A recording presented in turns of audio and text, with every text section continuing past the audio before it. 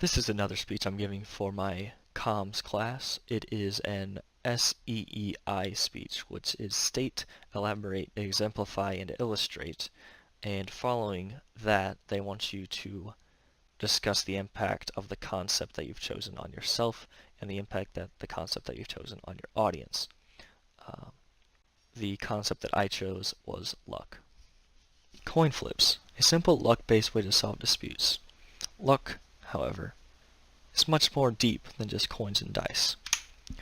Audience analysis revealed that when asked, how lucky do you believe you are, 50% of the class said that they felt they were more unlucky than lucky, while a lesser percent said that they had mixed or average luck, and an even lesser percent said that they were more lucky than unlucky. Today I will discuss what luck is, how it impacts me, and how it impacts you, the audience. And if I'm lucky, you will exit with a better understanding of how luck plays a part in our lives and have a better appreciation of luck. So what is luck? If you were to look at a dictionary, you would find definitions like these: a force that brings good fortune or adversity, or the events or circumstances that operate for or against an individual. To me, however, luck represents the unavoidable and undeniable place that random chance has in our lives. So, in my opinion, the definition that resonates the most would be the second one, because it is through that definition that we can fully assign significance to our actions in relation to the good or bad luck we encounter in life. We all know what it means to have good or bad luck.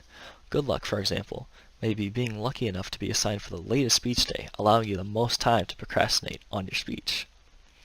Bad luck, however, may be getting jolted out of sleep by a false fire alarm at 2 a.m. for the third time this semester, which, if you were wondering, is the ball hall experience.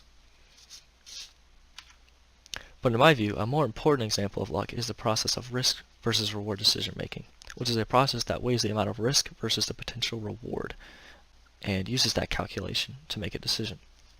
An article in Time magazine revealed that one of the two networks that the brain uses to make decisions is the risk versus reward network.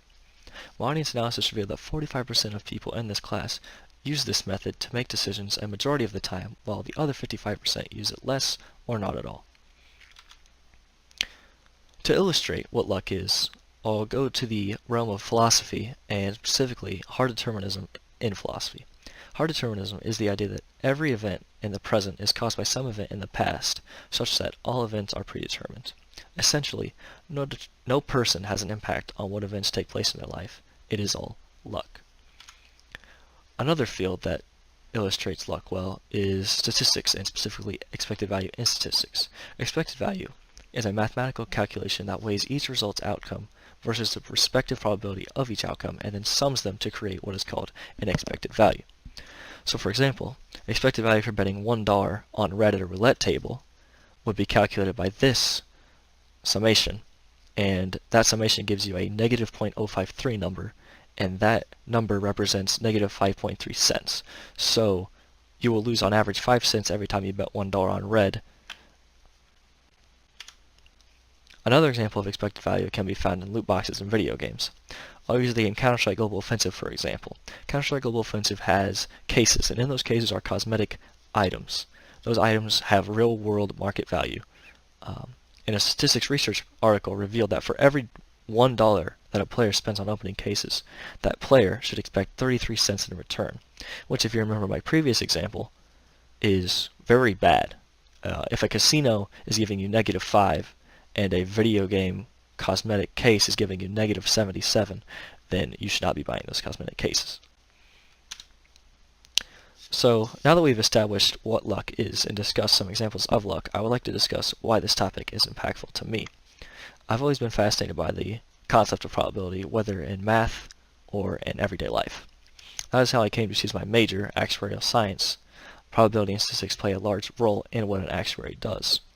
Additionally, it is that it impacts me on the games I like to play. I've also always enjoyed games with luck involved in gameplay. One of my favorite games, Hearthstone, is a card game in which RNG, random numbers generation, is a core gameplay mechanic. I enjoy trying to manipulate probabilities to best suit my own win condition, and that's why I enjoy Hearthstone. Another one of my favorite games is Texas Hold'em Poker. This is another game that involves risk assessment and luck. The player who best assesses their hand in accordance to their probability to win, in most cases, is the victor. I've discussed how and why luck impacts me. Now, more importantly, let's discuss how it impacts you, the audience. Luck is universal. I certainly don't need to give examples of what bad or good luck looks like in your own lives, because you probably were contemplating those while you were listening to the speech. On a larger scale, every single one of us has a background, whether that be cultural, economic, or any other specification you'd like to make, the origin of which background can be attributed to nothing but random chance. I'd like to visit this idiom, the play with the hand you are dealt idiom, because it aims to convey a similar message to the one I am discussing.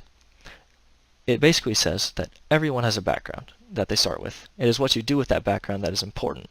The message being, it is possible to win a hand of poker with a bad hand, so it is possible to succeed in life with a bad start. Interview. We've discussed the concept of luck by providing examples and illustrations to reinforce that concept, as well as we've discussed how luck impacts me and how luck impacts you. Before I close, I would like to revisit that idiom.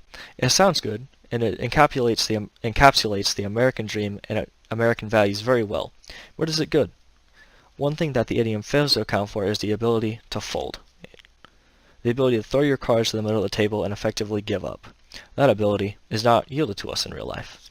But perhaps that is what makes the idiom great. The fact that giving up is out of the question, out of the realm of possibility. That is what I want you to conclude from this presentation today. Even if it seems like the deck is stacked against you, never fold.